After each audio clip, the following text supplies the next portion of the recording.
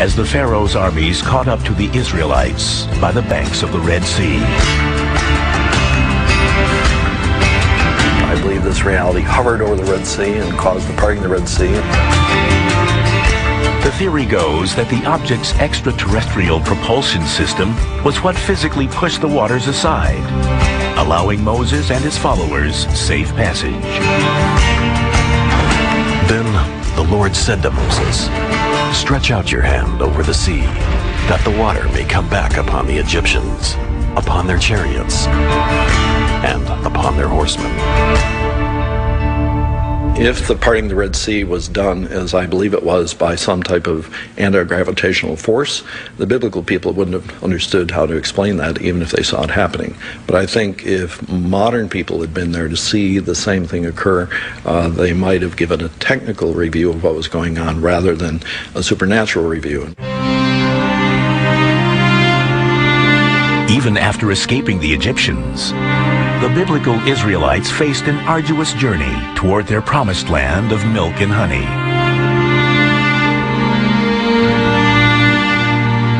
Along the way, the pillar of cloud shadowed the Israelites' every move, protecting them as well as guiding them. The pillar of a cloud during the day is actually providing a canopy. In the area that they were moving, it's a wilderness area, and the temperatures can reach up to 120 degrees, and this went on for 40 years. I believe the pillar dropped manna from it onto the ground to feed the Jewish people during the 40 years of their exodus, to keep them alive in the wilderness, while what I would call a huge religious conditioning project was going on in the hands of this extraterrestrial reality. In some modern interpretations, this UFO provided much more than shelter and food. As the Israelites approached the slopes of Mount Sinai, the pillar of cloud again communicated with Moses. The Lord said to Moses, "Be ready in the morning, and come up in the morning to Mount Sinai, and present yourself there to me on top of the mountain." When Jehovah landed on the mount, he gave a specific warning to keep people away. Yet he allowed Moses to go in. And Moses went up into the mountain and apparently into the craft that was on the mountain. Then Moses went up on the mountain, and the cloud covered the mountain. Now the appearance of the glory of the Lord was like a devouring fire on top of the mountain in the sight of the people of Israel. And Moses entered the cloud. Modern theorists speculate that this time on the mount was spent inside a UFO. And when he came back down the mountain, his face shone or glowed.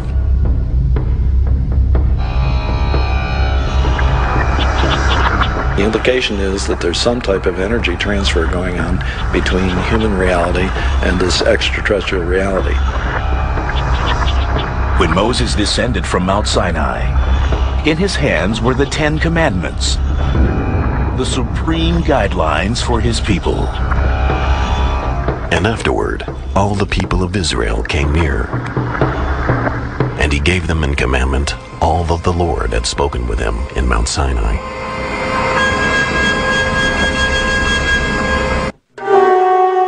More than half a millennium before the birth of Christ, a group of Jewish exiles was held captive along the banks of the Chebar River. Among them, a righteous Israelite named Ezekiel. He became a prophet. Ezekiel was enraptured by something in the sky. As I looked, behold, a stormy wind came out of the north, and a great cloud with brightness round it, and fire flashing forth continually. And in the midst of the fire, as it were gleaming bronze, I saw a wheel upon the earth. As for the appearance of the wheels and their construction, their appearance was like the gleaming of a chrysolite. Ezekiel is describing a flying, spinning, glowing, metallic object that ascends and lands in front of him. In the modern age, what we see are flying, glowing, spinning metallic objects that ascend and descend, just like the objects that are described in the Bible. It's not an illogical conclusion to assume that these craft that we see today may be the exact same craft that they're describing in the Bible in ancient times. Their construction being, as it were, a wheel within a wheel. When they went into any of their four directions, without turning as they went. You can tell he was struggling with the description. Now, that's also true of UFO experiences that people have. They're having difficulty describing what they're seeing, and it matches this description that we see in the Bible.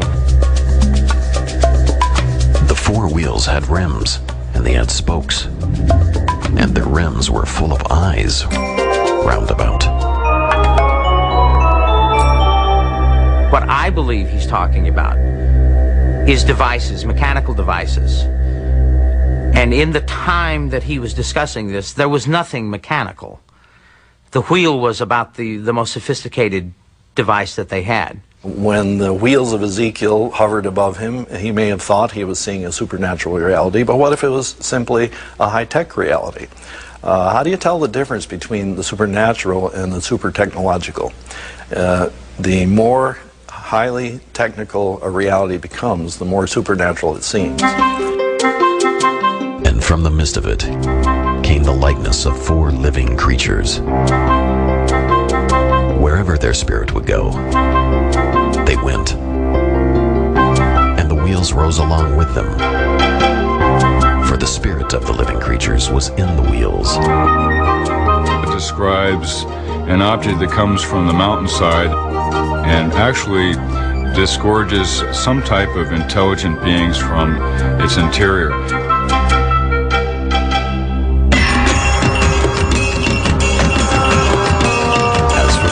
Of their faces, each had the face of a man in front. The four had the face of a lion on the right side. The four had the face of an ox on the left side. And the four had the face of an eagle at the back.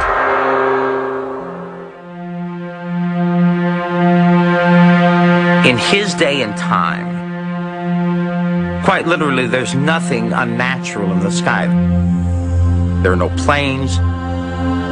There are no helicopters, there aren't kites,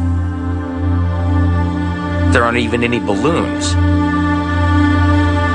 And in his day and age, nothing moved unless it was alive or unless something living was moving it. So I use the analogy of living creatures. Over the heads of the living creatures, there was the likeness of a firmament, shining like crystal.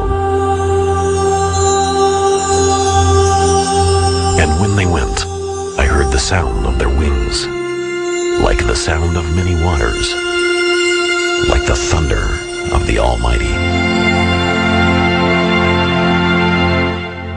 He sees a firmament, a very large object.